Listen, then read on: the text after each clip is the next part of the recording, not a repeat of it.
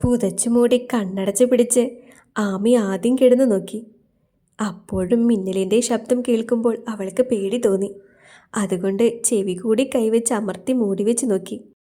കുറച്ചു നേരം ഇടിവെട്ട് ശബ്ദമൊന്നും കേൾക്കാതെയാവുമ്പോൾ അവൾ പതുക്കെ കണ്ണു തുറന്നു നോക്കും. കൃത്യം ആ നിമിഷം തന്നെ മിന്നൽ വെളിച്ചം അവിടെ തെളിയും. അവൾ പിന്നെയും പേടിയോടെ കണ്ണുകൾ ഇറുക്കി അടക്കും. ഇത് തന്നെ ഒരു 3-4 തവണ ആവർത്തിച്ചു. അവൾക്കടുത്തായി തന്നെ ഹെഡ് ബോർഡിൽ ചാടിയിരുന്ന് എതിർവശത്തുള്ള മിറർ വഴി ദർശൻ ഇതെല്ലാം കണ്ടുകൊണ്ടിരിക്കുകയായിരുന്നു. അവളുടെ പേടിച്ചുള്ള നോട്ടവും കണ്ണിറുക്കലും എല്ലാം അവൻ കൗതുകത്തോടെ നോക്കിയിരുന്നു. കുറച്ചു നേരം കൂടി ആമി കണ്ണടച്ച് കിടക്കാൻ ശ്രമിച്ചു. പെട്ടെന്ന് പുതപ്പിനുള്ളിലൂടെ തൻ്റെ വയറിൻ്റെ ഭാഗത്തായി എന്തോ എഴുതുന്നത് പോലെ അവൾക്ക് തോന്നി. ആമി സംശയത്തോടെ പുതപ്പ് ഒരു വശത്തേക്ക് മാറ്റിയിട്ട് അവിടേക്ക് നോക്കി. തൂവലാൽ തഴുകുന്നത് പോലെ ദർശൻ തൻ്റെ വിരലുകളാൽ പയ്യെ അവൾക്ക് മേലിലൂടെ വിരലോടിച്ചു. അവൾ പതുക്കെ അവൻ കിടന്നിരുന്ന വശത്തേക്ക് ചെരിഞ്ഞു കിടന്നുകൊണ്ട് അവനെ നോക്കി. കുറുമ്പ് നിറഞ്ഞ ചിരിയോടെ അവൻ അവളെ ഒന്ന് നോക്കി. അവൾക്കടുത്തേക്കായി അവൻ നിരങ്ങി നീങ്ങി. അപ്പോഴാണ് ദർശൻ ആമയുടെ കിടപ്പ് ശ്രദ്ധിക്കുന്നത്. സ്ഥാനം തെറ്റി കിടക്കുന്ന സാരിയും തലയിൽ ചൂടിയ മുല്ലപ്പൂവിൻ്റെ ഗന്ധവുമെല്ലാം അവനിൽ ഒരു പുതിയ അനുഭൂതി ഉണർത്തി. ആമി, അവൻ നേർമയായി വിളിച്ചു. വാക്ക് തന്നതുപോലെ നാളെ രാവിലെ കിൻഡർ ജോയ് ഞാൻ വാങ്ങിത്തരാം. ഇന്ന് ഞാൻ അതിനേക്കാൾ മധുരമുള്ള ഒന്ന് നിനക്ക് നൽകാം. കാതിനടുത്തായി വന്ന് മന്ത്രിക്കുന്നത് പോലെ അവൻ പറഞ്ഞപ്പോൾ ആദ്യം ഒന്ന് അവൾ പകച്ചു. പിന്നെ കാര്യം മനസ്സിലാക്കിയ നിമിഷത്തിൽ അവളുടെ മുഖമാകെ നാണത്താൽ ചുവന്നു. അതേ മുഖത്തോടെ തന്നെ അവൾ ദർശനെ നോക്കി. ഇങ്ങനെയൊന്നും നോക്കല്ലേ എൻ്റെ പെണ്ണെ, ഞാനിപ്പോൾ തന്നെ ആകെ പിടിവിട്ടിരിക്കുകയാണ്. അവൻ പറയുന്നത് കേട്ട് അവളുടെ ഹൃദയമിടിപ്പ് വേഗത്തിലായി. നെഞ്ചിൻ്റെ ഭാഗം വേഗത്തിൽ ഉയരുന്നതും താഴുന്നതിലേക്കും അവൻ്റെ നോട്ടമെത്തി. ഇതിപ്പോ പൊട്ടിപ്പോവോ?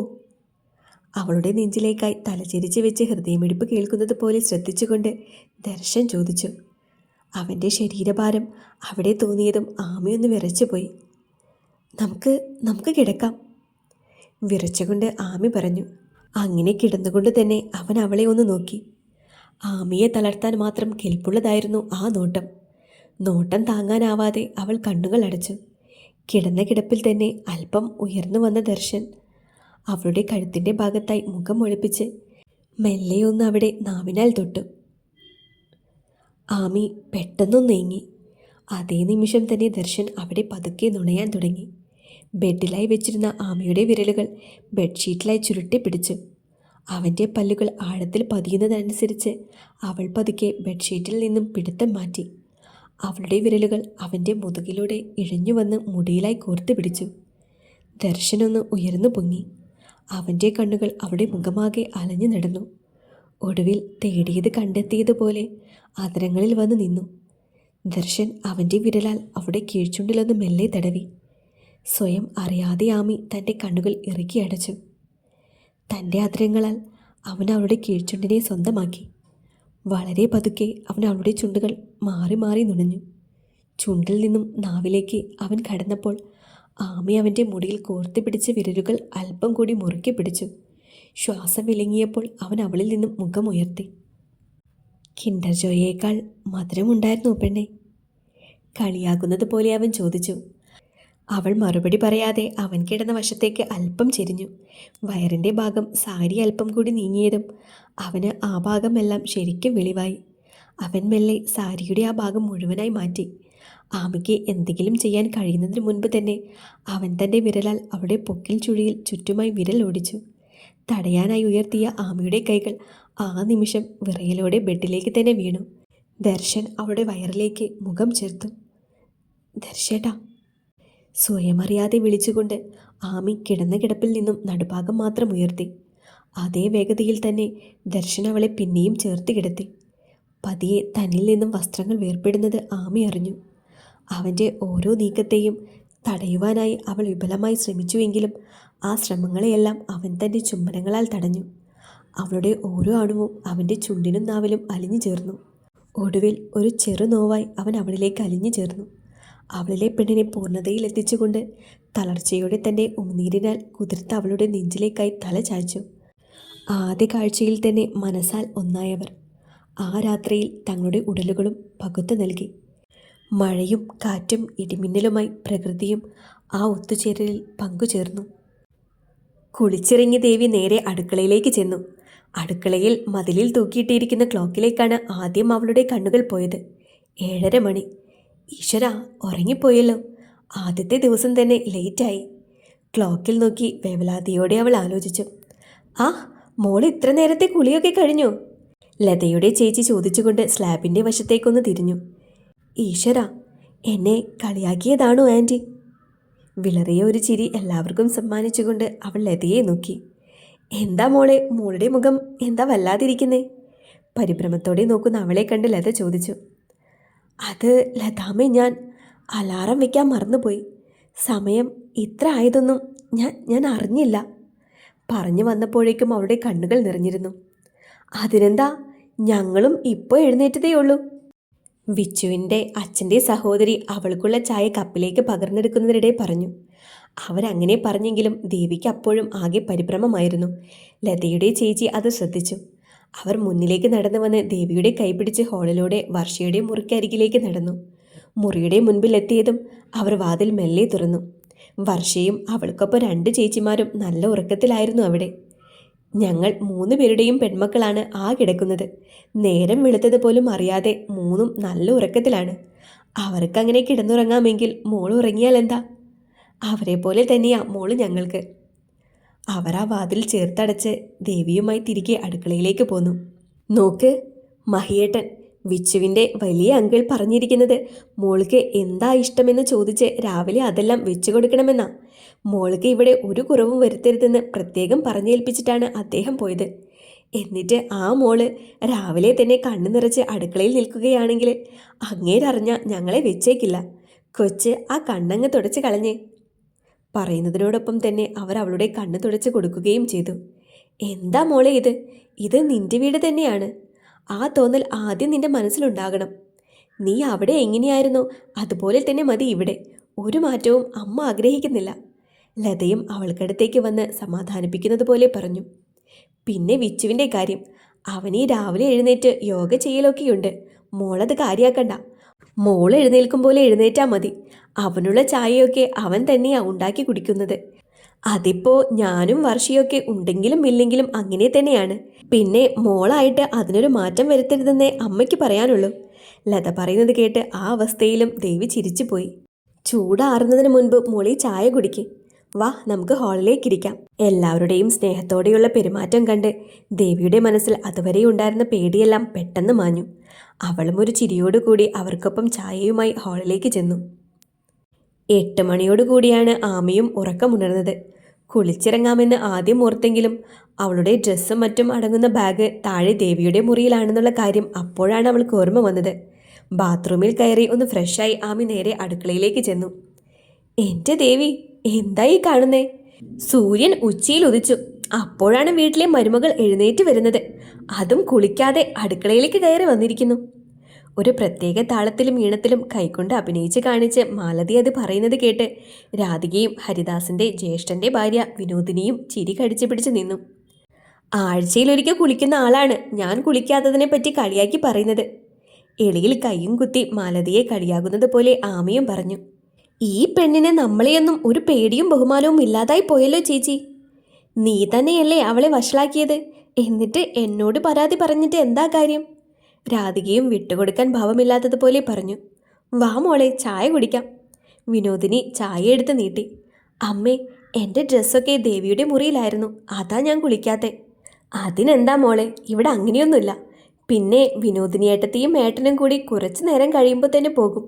നിങ്ങളും അവർക്കൊപ്പം പോകണം. അച്ചമ്മയ്ക്ക് കല്യാണത്തിന് വരാൻ പറ്റിയിട്ടില്ലല്ലോ വയ്യാത്തതുകൊണ്ട്. അച്ചമ്മയ്ക്ക് നിങ്ങളെ ഒന്ന് കണ്ടാക്കൊള്ളാമെന്നുണ്ട്. പോകുന്ന വഴിക്ക് അവരെ കൂടെ കൂട്ടിക്കോ. ഞാൻ ലതേച്ചിയെ വിളിച്ച് പറഞ്ഞിട്ടുണ്ട്. നമുക്കൊരു 10 മണിയാകുമ്പോൾ ഇറങ്ങാം അല്ലേ മോളെ? ചായ കുടിക്കുന്ന ആമിയെ നോക്കി വിനോദിനി ചോദിച്ചു. എന്തിനാ വല്യമ്മ ഇന്ന് തന്നെ പോന്നേ? 2 ദിവസം കൂടി നിന്നിട്ട് പോയാൽ പോരെ? അവിടെ പോയിട്ട് ഒരുപാട് കാര്യങ്ങളുണ്ട് മോളെ. പെട്ടെന്നല്ലേ ഈ വരവ് വന്നത്. കുറച്ച് ദിവസം കഴിഞ്ഞിട്ട് ഞങ്ങൾ കുറച്ച് ദിവസം നിൽക്കാനായിട്ട് തന്നെ ഇവിടെ വരാം. എന്നാ ഞാൻ പോയി കുളിച്ച് റെഡിയായിട്ട് വരാം. മോളെ നിൽക്ക്. ദർശനം എഴുന്നേറ്റോ? അവനീ ചായ കൊണ്ടുപോയി കൊടുക്ക്. കല്ലൂന് എങ്ങനെയുണ്ട് മാലതി ആൻറ്റി? രാധിക കൊടുത്ത ചായ വാങ്ങിക്കൊണ്ട് ആമി ചോദിച്ചു. ഇന്നലെയൊന്നും പനി കുറവില്ലായിരുന്നു. എന്നാലും ഇന്നുകൂടി റെസ്റ്റ് എടുക്കാൻ ഞാൻ പറഞ്ഞിട്ടുണ്ട്. മോളെ, സാരി ഉടുക്കുന്നതിൽ ബുദ്ധിമുട്ടുണ്ടോ മോൾക്ക്? അവിടെ ചെല്ലുമ്പോൾ 1-2 വീട്ടിൽ കൂടി കയറേണ്ടി വരും. അവരൊക്കെ പഴയ ആൾക്കാരാ. സാരിയെടുത്ത് കാണാനായിരിക്കും ഇഷ്ടം. വിനോദിനി മടിയോടെ ചോദിച്ചു. അതിനെന്താ, ഞാൻ സാരി എടുത്തോളാം. എനിക്ക് സാരി ഉടുക്കാൻ അറിയാം. കല്യാണം പ്രമാണിച്ച് ഞാനും സ്വാതിയും കൂടി ഒരാഴ്ച സാരി ഉടുക്കാനുള്ള ട്രെയിനിങ്ങിലായിരുന്നു. പറഞ്ഞുകൊണ്ട് അവൾ അടുക്കള വിട്ടു പോയി. ഈ കൊച്ചിൻ്റെ ഒരു കാര്യം. അവൾ പറയുന്നത് കേട്ട് 3 പേരും ചിരിച്ചുപോയി. ആമി ചായയുമായി ചെല്ലുമ്പോൾ ദർശൻ തിരിഞ്ഞു കിടന്ന് നല്ല ഉറക്കത്തിൽ തന്നെയായിരുന്നു. അവൻ്റെ മുതുകിൽ പച്ച കുത്തിയതിലേക്ക് അവളുടെ നോട്ടം എത്തി. പണ്ടൊരിക്കൽ ദേവിയെ കാണാൻ വന്നപ്പോൾ ഇതുപോലെ അവൻ ഉറങ്ങുന്ന സമയത്ത് മുറിയിൽ കയറിയതും ഈ ടാറ്റു നോക്കി നിന്നതുമെല്ലാം അവൾ ഓർത്ത് ചിരിച്ചു. അതേസമയം അവൻ്റെ മുതുകിലായി തെളിഞ്ഞു കണ്ട മുറിവിലേക്ക് നോട്ടം പോയതും ആമിയുടെ മുഖം നാണത്താൽ ചുവന്നു. ഇനിയും നോക്കി നിന്നാൽ ശരിയാവില്ല എന്നോർത്ത് ആമി അവനെ വിളിച്ചുണർത്താൻ ശ്രമിച്ചു. ദർശേട്ടാ, എഴുന്നേൽക്ക്. അവളുടെ വിളി കേട്ട് അവൻ കണ്ണു തിരുമ്മിക്കൊണ്ട് പതുക്കിയൊന്ന് നോക്കി. അതെ, വല്യമ്മ പറഞ്ഞു അവരുടെ ഒപ്പം അച്ചമ്മയെ കാണാൻ നമ്മളോടൊക്കെ പോകണമെന്ന്. എഴുന്നേറ്റ് റെഡിയാകാൻ നോക്ക്. നീ കുളിച്ച് റെഡിയായി കഴിയുമ്പോൾ എന്നെ വിളിച്ചാൽ മതി. ഞാൻ കുറച്ചു നേരം കൂടി കിടന്നുറങ്ങട്ടെ. അയ്യോ ദർശേട്ടാ, 10 മണിയാകുമ്പോൾ ഇറങ്ങണമെന്നാ പറഞ്ഞിരിക്കുന്നത്. ഒന്ന് എഴുന്നേൽക്ക്. എൻ്റെ ആമി, എനിക്ക് നല്ല ക്ഷീണമുണ്ട്. നീ വല്യമ്മയോട് പറ, നമ്മൾ പിന്നെയൊരു ദിവസം വന്ന് അച്ചമ്മയെ കണ്ടോളാന്ന്. എൻ്റെ ദർശേട്ടാ, അച്ചമ്മയ്ക്ക് നമ്മളെ കാണണമെന്ന് പറഞ്ഞു. ദേവിയും വിച്ചുവേട്ടനും കൂടി ഉണ്ട് നമുക്കൊപ്പം. വേഗം ഒന്ന് എഴുന്നേറ്റ് റെഡിയായിക്കേ. ഇത്ര ക്ഷീണം വരാൻ നിങ്ങളെന്താ ഇന്നലെ മോഷ്ടിക്കാൻ പോയോ? മോഷ്ടിക്കാനൊന്നും പോയില്ലെങ്കിലും ഇന്നലെ അത്യാവശ്യം നല്ല അധ്വാനത്തിൽ തന്നെയായിരുന്നു ഞാൻ. എന്താ, സംശയമുണ്ടോ നിനക്ക്? ഛേ, നാണല്ലാത്ത മനുഷ്യൻ. എഴുന്നേറ്റ് പോയിക്കേ. അപ്പോഴേക്കും ദർശന് ഫോൺ വന്നു. അച്ഛനാണല്ലോ. അച്ഛൻ പറയുന്നുണ്ടായിരുന്നു താഴേക്ക് ചെല്ലാൻ പറയാൻ. അപ്പോൾ എന്തായാലും എഴുന്നേൽക്കണം അല്ലേ? മടിയോടെ മുഖം ചുളിച്ച് അവൻ ചോദിച്ചു. അതെ, എഴുന്നേൽക്കണം. എഴുന്നേറ്റ് ചായ കുടിച്ച് താഴെ ഇരിക്കെ, ഞാൻ റെഡിയായിട്ട് വരാം.